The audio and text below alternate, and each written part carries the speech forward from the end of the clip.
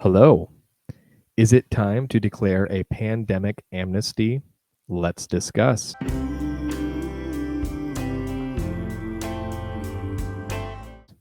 Welcome to the Forge and Anvil podcast, where we embrace uncomfortable conversations about culture and politics to sharpen ourselves for the race set before us.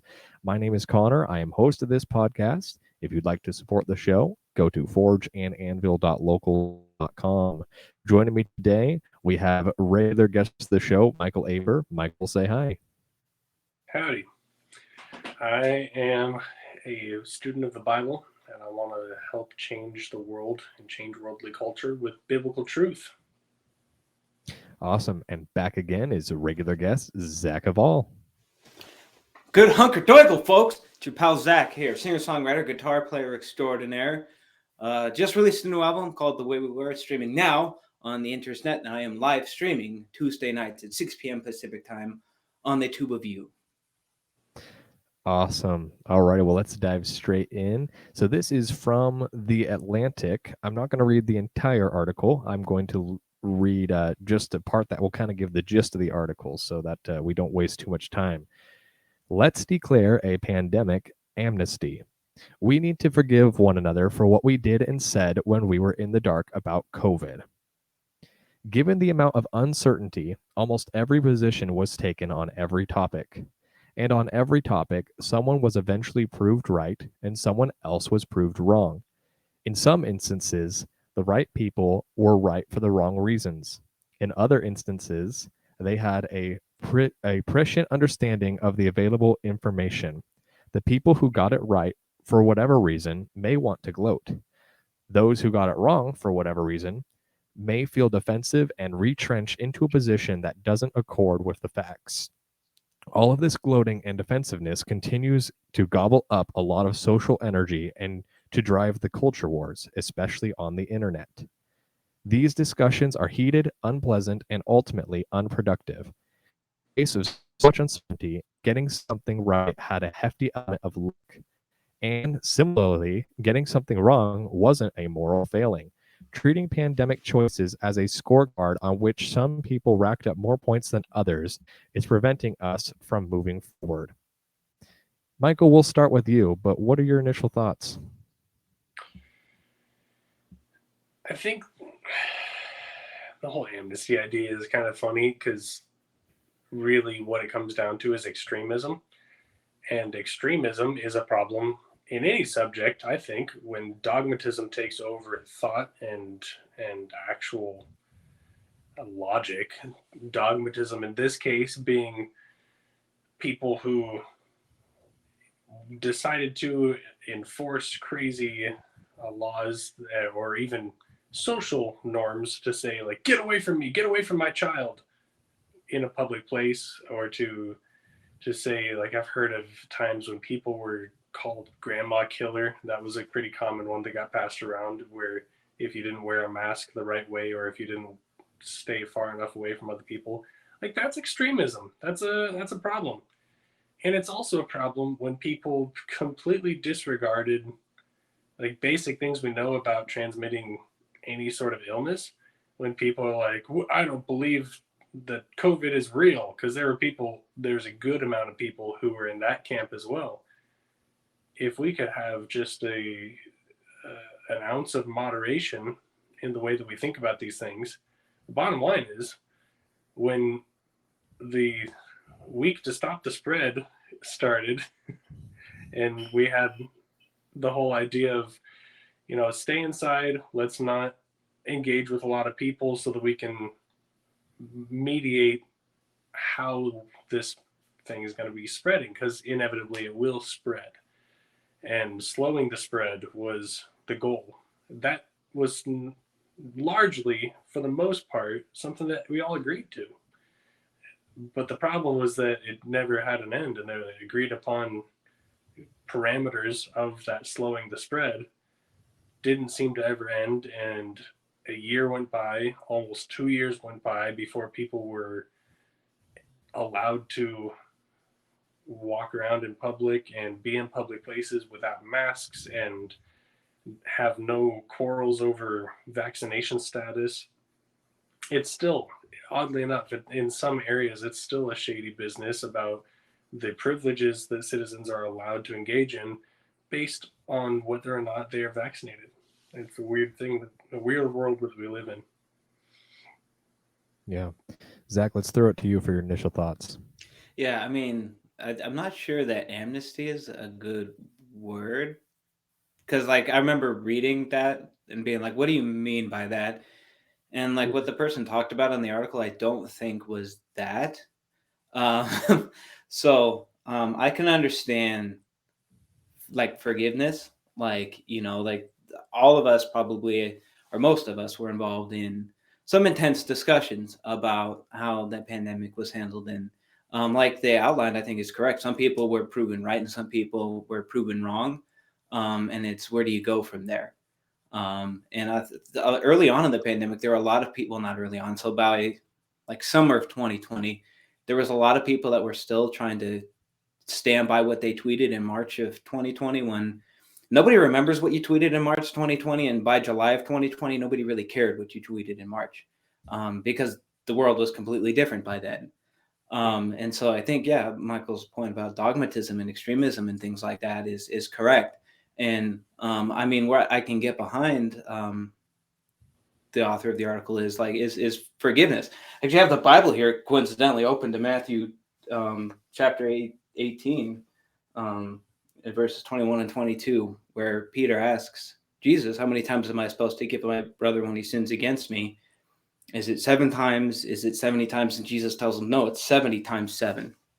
The point being that we're all going to do terrible things and say mean things, and sometimes we mean the mean things that we say. Sometimes there are people out there that literally thought we were all like out to kill our grandmas. You know what I mean? And those people are worthy of forgiveness. So, I mean, to answer the question, I mean, they didn't really go this direction in the piece, which is a shame, because I think it would fix a lot of our problems going forward. Is just mercy and forgiveness and things like that. Yeah.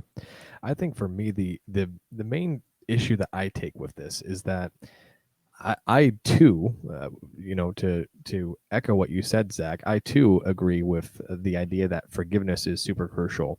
What I don't get behind is the fact that I think reconciliation cannot happen until one party can admit their faults, as well as there does need to be some accountability to ensure that some things are not repeated. Because I think that this is obviously a multifaceted issue when we talk about forgiveness, forgiving what we did when we were in the dark about COVID.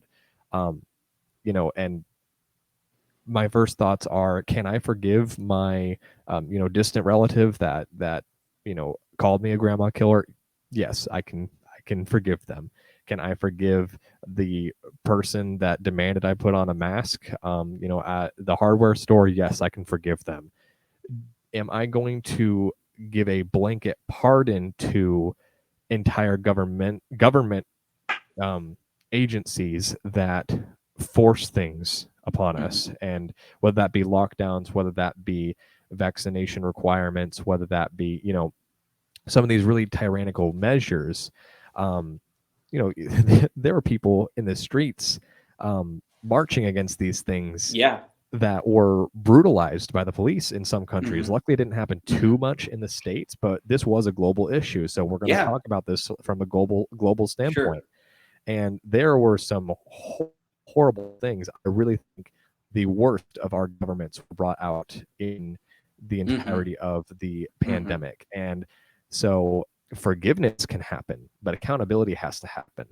And for me, when I read this article, I really get the sense that they're wanting people to just kind of forget and move on. And to me, an abuser, I know, abusers, the psychology of an abuser, they're not going to stop until they are, really facing consequences to their actions. And ultimately, I think the global population was abused during this time. Now, some people maybe went along with it more than others. I'm not trying to be dramatic and pretend that every single person had the same COVID experience. There were some people that truly had police taking them away to camps in Australia. Then there were individuals who, were just mildly inconvenienced because they had to put on a mask when they went into Walmart. There's a spectrum of people, people's experiences that we can talk about here. But ultimately, it's the top-down authoritarian impulse that we just saw so quickly be picked up by world governments across the globe that absolutely needs to be addressed. And I do find it interesting how this article was put out right before a midterm election as well, because I do think that there's going to be some change, hopefully, God willing, to the makeup of a lot of the people in office, at least here in the States. So I don't know. Do you guys agree? Do you feel like that's kind of did either of you read into that as well? So I was confused, like I said, most of the time. I wasn't exactly sure where that piece was going.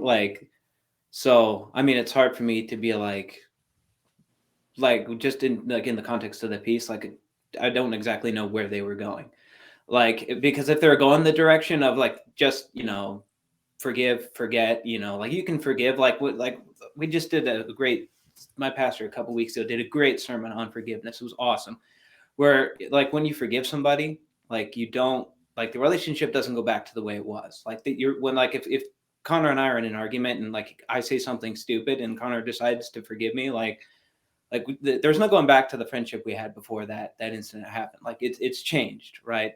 And so it's kind of what you were talking about, Connor, where you can forgive these people, but you don't have to forget. And that's where the accountability thing comes in, right? Because if you really want to hold these people accountable, you can complain on Twitter, although I wouldn't go on Twitter these days.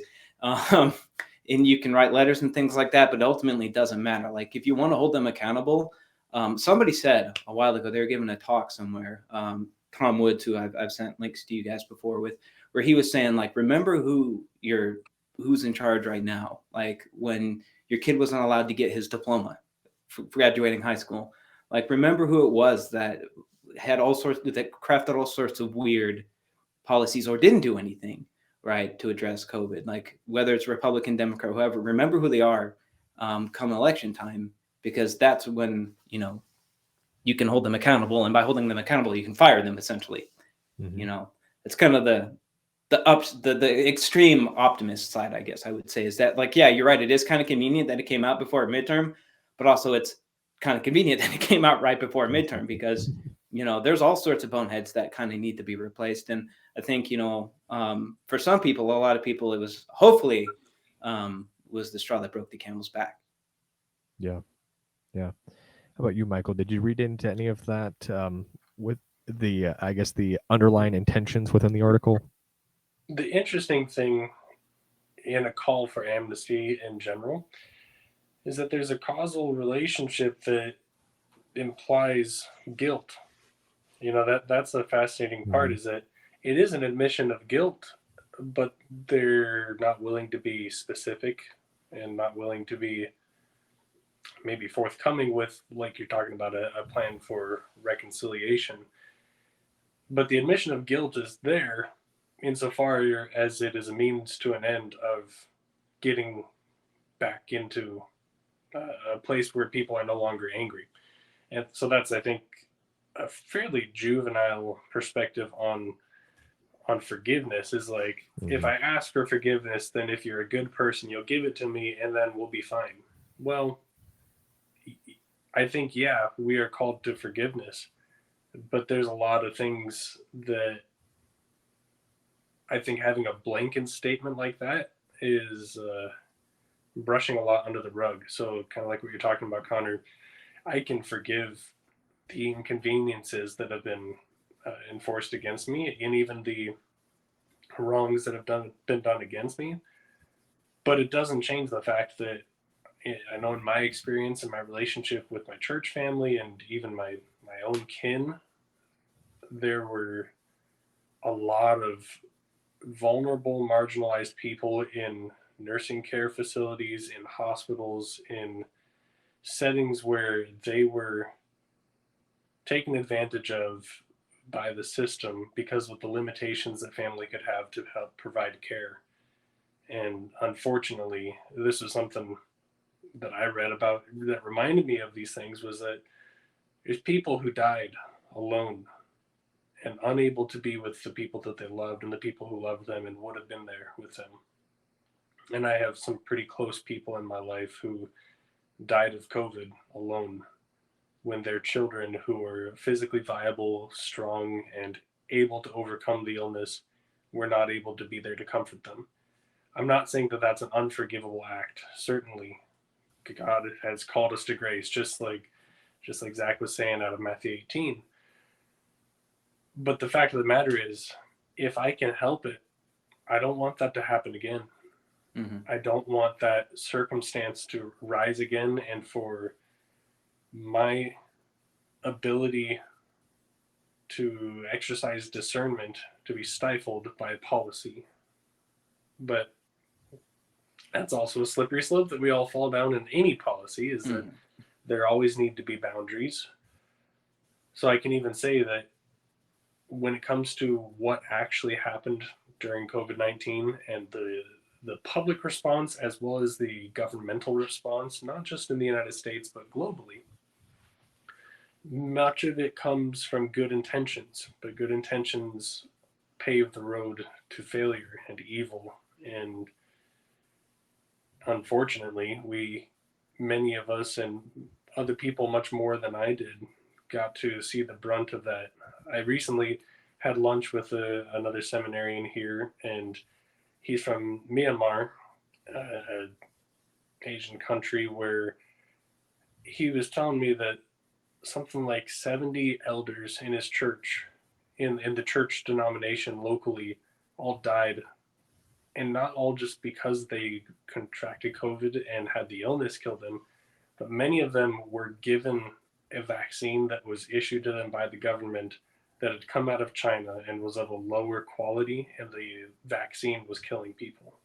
And that there was something like a 60% death rate for the vaccinated individuals that was much higher than those who contracted COVID in and of itself. This was all news to me. It's interesting to hear from a global perspective what was going on in Myanmar, because here in the United States, I know my wife and I, we weren't even married when this all began, and we just hung out together, didn't really see anyone else. We had a lovely time. It was quite wonderful.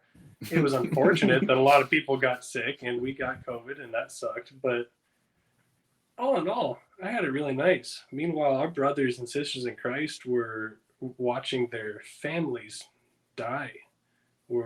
And not just over the seas either. I mean, we had many families affected locally as well. And in our Native American tribal communities in Arizona, which I'm no longer in Arizona, but that was a huge cultural population that was deeply impacted in a negative way.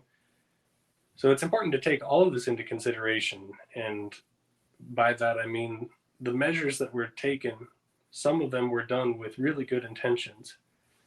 But when we are willing to die on the hill of restrictions and government control and mandates for locking down or for vaccinations, taking away rights and privileges because of vaccination status, or even masking, it's a weird thing. It's a weird thing, and I think the world is still kind of in shock and trying to forget the details of what was going on. And that's what this article seems to point toward, is let's just bury the hatchet and can we all just move on to elections?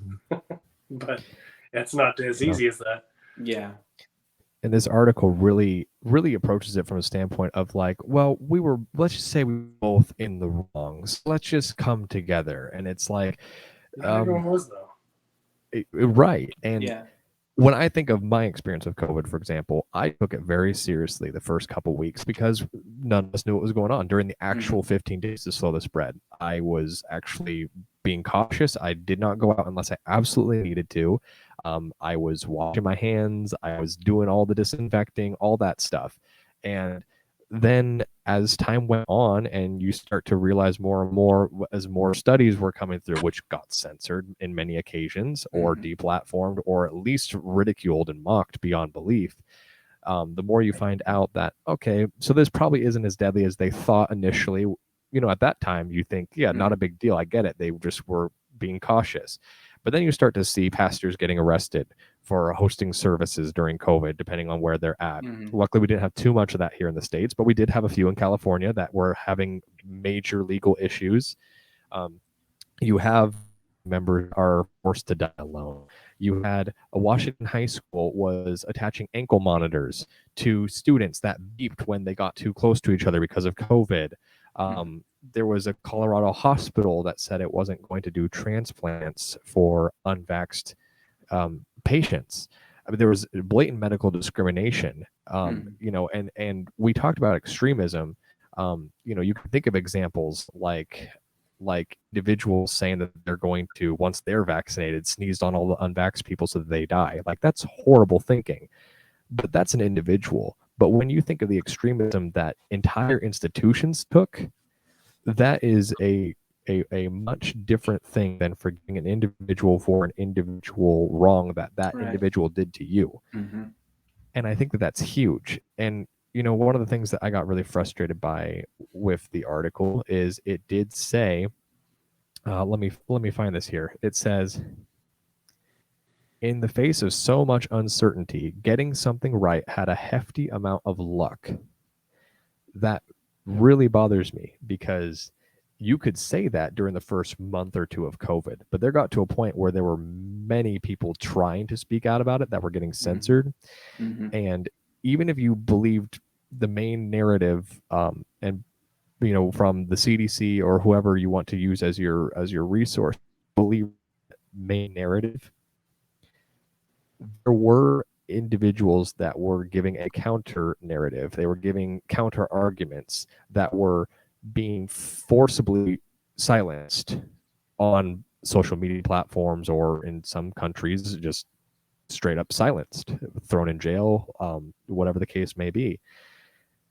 And to say that luck was the only reason why some of us got some things correct is just absolutely insane to me. And it is a slap in the face to anyone who had any suspicion at any point about any of the measures taken. And I'm not even saying, vaccine denier. I'm not even saying anything like that. I'm saying specifically, if you had a question about whether or not lockdowns were effective, well, then that wasn't luck.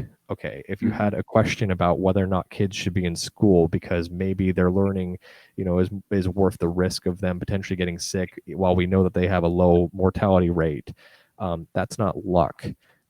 Now we have individuals who are having speech impediments, young children, and who are insanely behind. I don't remember what it was, but I read something that in Tennessee, I think there was a study done that essentially said that children in Tennessee lost the equivalent of like 10 years worth of education because of the learning loss done during COVID. And this is where I think we need to forgive people on an individual basis.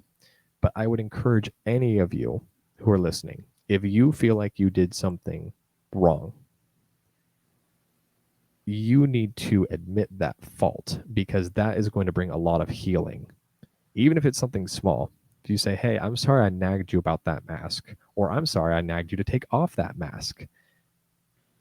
On the flip side, I think you should apologize for the individual wrongs that you have done, not because everyone needs an apology to forgive, but because it is just more uplifting and healing to the relationship. And that goes for our government. But there are some things, whether it be our government, or government of another country, or major institutions like medical institutions or research facilities, there needs to be some apologies. And then when it comes to institutions, I think there needs to be accountability, whether that be firings, whether that be suspensions, whether that be charges in some scenarios, or whether that just be a slap on the wrist. There needs to be some accountability, and it all needs to be done on an individual basis. Michael, what are your thoughts on that? Well, that's precisely why it's not going to happen, from the institutions at least, is that if the institution gives an admission of fault, then those are the grounds for legal action, and legal action can mean the fun word we all love, reparations. It could also mean firings. It can mean change in policy, which I don't think that most medical facilities are willing to undergo. And I think by and large, most corporate entities, including government agencies, are going to be seeing that the value of not admitting guilt is greater than the reconciliation of apologizing for anything. So I think that by and large, that's what we can expect from larger corporations. Individuals would be interesting, and it's funny to think that good old Dr. Fauci, he's an individual that was highly influential and has made millions of dollars out of manipulating people into believing whatever narrative struck him on any given day from the CDC or otherwise. And I think that's an apology that a lot of people would value from hearing. Yeah. Doesn't mean it'll happen, though. No, it's not going to happen. Why not, Zach? Well, I mean, has he ever apologized for anything he got wrong? Like, even the stuff that, like, you know, I believe that he knows he got wrong, because there's tons of compilations out there. You know, all of them have their angle, you know, but I mean, they all say basically the same thing. There's Fauci saying one thing, and then like 2 weeks later saying another thing, like, you know, like the mask thing where, you know, you don't need to wear masks. And then, yeah. And then he's, you know, or like his exchange between Rand Paul and stuff like that, which was super revealing to me. And I mean, the whole thing, just that whole Fauci thing just bothers me, because like for the entire, like all of 2020, we were all led to believe, almost, I guess I can't say that because it's not technically true, but it's almost like he was like the guy. Like, you know what I mean? Like, weren't there other people working on this? Like, you're trying to tell me this is the one guy in the government Right. that we have working on this? Like, he's in charge? Like, it was so bizarre to me. And like, I've never quite been able to reconcile that or figure it out in my own mind. Like, why was it always him? Like, there, you know, as it, because like there's like that lady that like thought it was demons or something like that. That one doctor who was kind of nuts. Like, is that why? It's because they just only found doctors like that? Because like, I don't believe that either. Like, there was tons of people working on this. There's tons of research got, you know, published throughout the course of, and is still being published. And now books are coming out. So I never understood why, you know, like when people say like they followed the science, like they usually just meant whatever Fauci said at the time, which changed every 8 seconds. You know, and it's probably because, you know, if I'm to give him benefit of the doubt, I would have to imagine the reason why is because the information changed every 8 seconds, because everybody was working on this, you know. But even that, I can't really prove. Well, following the science means that you could get a book deal on leadership like Andrew Cuomo. Sure. And he killed like 10,000 old people. Like, and very clearly the people of New York were not willing to forgive him for that. Like, you know.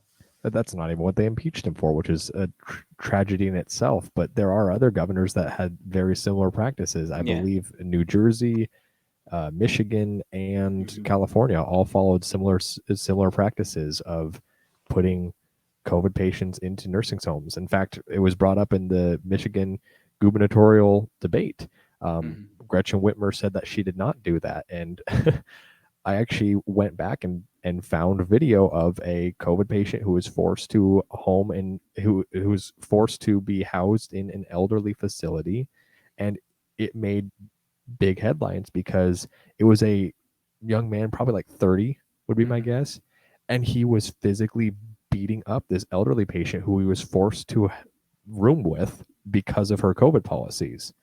So, you know, I mean, fact check like that. that's a lie. She did in fact engage in those practices, and that to me is insanity. So obviously we're not, this is going to be something that I think we're going to be litigating the entirety of our lives, honestly. But I'd love to go into, you know, a little bit of solution mode. Michael, what do you think is maybe some solutions that you'd like to see on the table for moving past this era of COVID with proper accountability, but also, of course, proper forgiveness and closure? Well, first and foremost, like we've said, and like Zach mentioned specifically, is individual reconciliation with one another. Like you mentioned, if you are needing to apologize to someone or a group of people, if you have the courage to do so, that's a huge benefit. And as far as the larger organizations of governmental control, health community agencies, I don't know if we're going to be able to see whether there's any change until something else in a similar fashion comes up. In a recent podcast, Connor mentioned how Hurricane Katrina screwed up a lot of people, but the people learned and they changed the systems and the infrastructure for the city so that when the next hurricane came along, they were able to manage it better.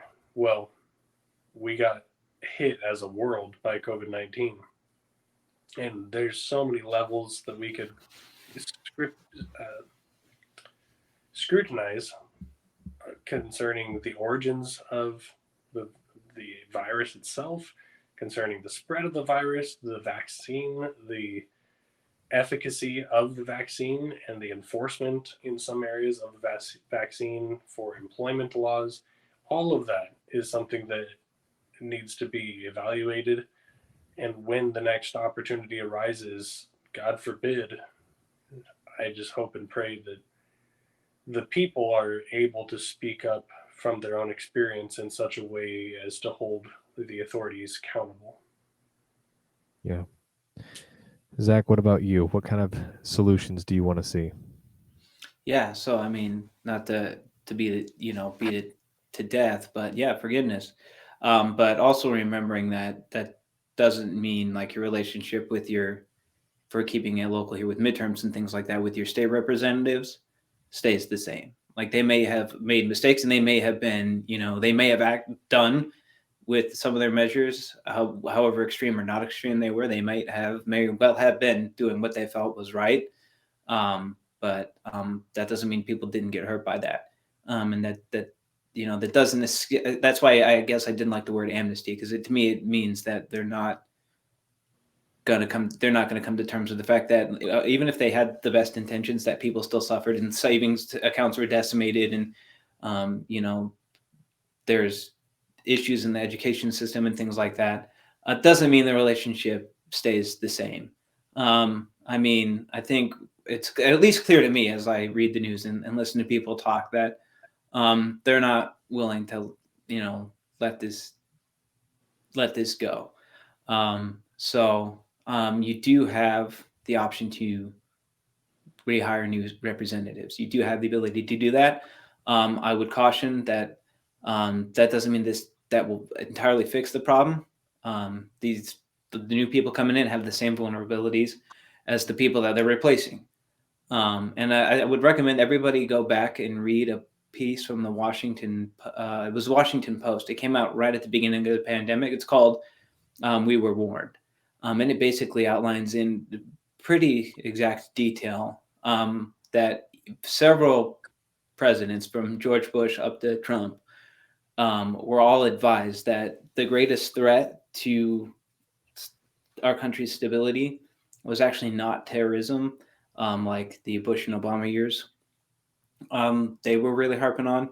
It was a pandemic, and they outlined basically what a president should do and steps that might be. Even then, it's not a perfect solution, but the fact that that was ignored by three presidents, assuming a fourth president here with Biden, the fact that that was ignored is something that should be thought about each time you step up to the ballot box or filling out a ballot. And yeah, that would be as succinct as I can make that. Yeah, and obviously there's so much more that we can unpack. I mean, to your point, Zach, I heard as well that a simulation was ran that basically said that if swine flu had the same type of contagious nature to it that COVID had, the death toll from the swine flu would have been like 10 times worse or something like that. So there is something to be said about we were warned. So yeah, that might be a good read to go back into. But beyond that, as far as solutions on my end, I'd really love to see some of these agencies that really absolutely shredded their reputation. I would love to see some of these defunded. There are some that we give a lot of money to, and I'm sorry, but the CDC really, really botched their credibility. I'm not saying they can't ever earn it back, but that needs to be like hardcore evaluated and stripped. And until we get rid of all the rot and just keep what is necessary and good, if any at all.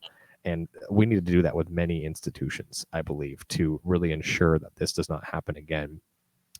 Even things like these different research hospitals, as well as colleges and the academia around that. We even need to evaluate some maybe accreditation for some of these institutions that put out so many um, piles and piles of misleading information on how the pathogen spreads, and what the mortality rate, things like that. I really do think that we need some real practical solutions, and for me that's going to look like, similar to what Zach said, really following up with my elected officials and pushing for these things, not because I'm unforgiving, but as we mentioned, there must be accountability.